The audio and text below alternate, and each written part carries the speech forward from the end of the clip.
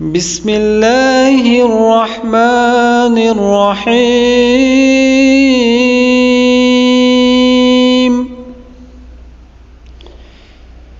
تبت يدا أبي لهب وتب ما أغنى عنه ماله وما كسب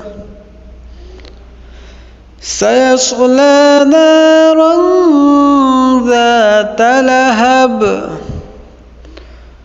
وامرأته حمالة الحطب في جيدها حبل من مسد। পরম করুণাময় অসীম দয়ালু আল্লাহর নামে শুরু করছি। ধ্বংস হোক আবু লাহাবের হস্তদ্বয় এবং ধ্বংস হোক সে নিজেও।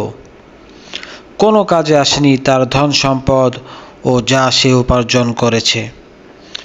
অচিরেই সে শিখা বিশিষ্ট জাহান্নামের আগুনে প্রবেশ করবে এবং তার স্ত্রীও যে ইন্ধন বহন করে তার গলদেশে খরজুরের রশি নিয়ে।